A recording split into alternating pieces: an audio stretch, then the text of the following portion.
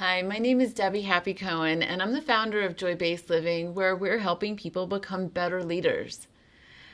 Now, today's topic is how to spot a narcissist. And this can be a really challenging topic because, number one, it's a label. I don't like labels, and yet the label of narcissist opened a gateway of healing and empowerment for me and for so many people that I love and that I'm leading.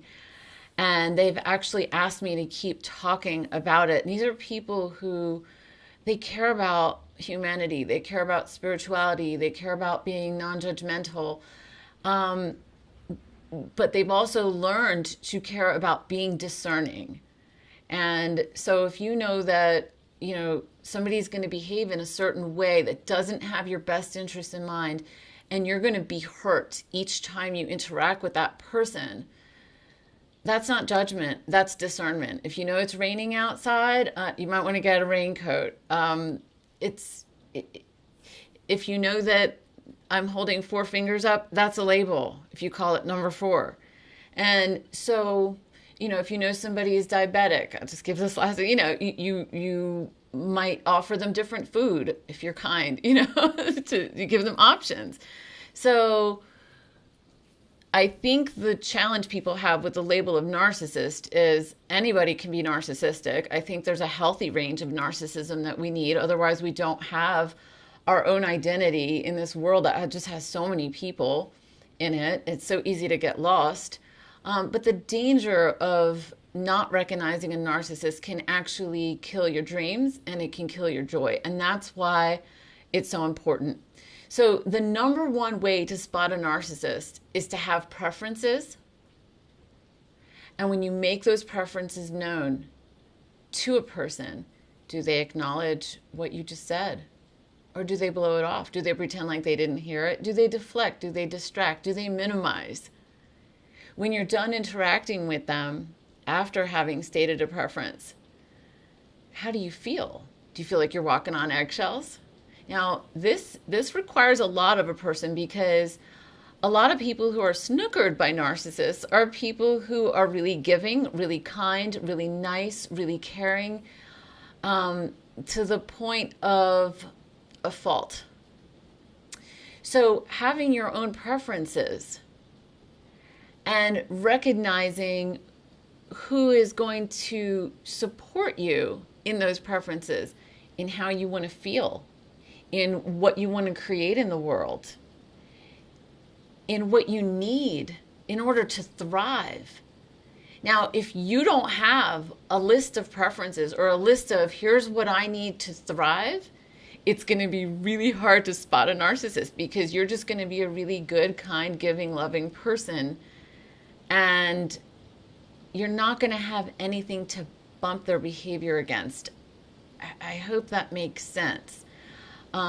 Because if you're a giver and you're around a narcissist, you're just going to feel like more of a giver and you're going to reward yourself for being like, oh, I'm so nice and I'm so kind. And really you're being taken advantage of. So I want people who have a lot of goodness in their hearts to become stronger leaders in the world. And what I notice happens is that they will put themselves down more than they'll put anybody else down, and then they'll keep quiet. Where people who are narcissistic are like, me, look, you follow me here. This is what I say, it's right. And they're so easy to believe sometimes because they're so charismatic and compelling, and they know what they want, and they know it's important to them, and they know how to ask for and get what they want. So I'm going to repeat this again. The number one way to spot a narcissist is to have preferences and then notice how they respond to those preferences. It can be as simple as, hey, look at this awesome thing that I did. And the preference in that moment would be that somebody's enthusiastic with you and joining you and jumping up and down with you. And a narcissist won't do that because they don't want you to be in the limelight. So I'm giving that as an example because when I say a preference, I mean the subtleties. The two preferences they don't want you to stand inside of are a preference for having the attention on yourself, for having done something amazing. They'll minimize it so you can, if you want people to join you and have reciprocity in your relationships, that means you're going to cheer them on and they're going to cheer you on too. The other thing that they don't want is they don't want you to feel competent and capable. So if you're just like, hey, I can do a cartwheel, they're like, oh, no, you didn't just do that. That they'll actually do that. So your preference has to be one of, I want my reality validated. That is a preference.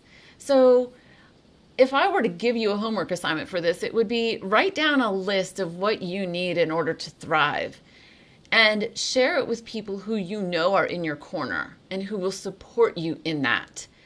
And recognize when you let people blow you off. And if somebody consistently blows you off or consistently pulls the carpet from under you or consistently minimizes when you're in the limelight or when you're showing how independent and awesome you are, the thing that a narcissist wants is to feel big. And the way they do that is by making the people around them feel small. And that requires agreement. So if you don't have preferences, you're already making yourself small. So here's to your preferences. Here's how to spot a narcissist. The number one blind spot, of course, is not having preferences and being too accommodating. So I hope that you will stand inside of your own healthy sense of self and that you will bring that healthy sense of self into contribution and leadership in bigger and better ways than you've ever done before. That's my wish for you. Thank you.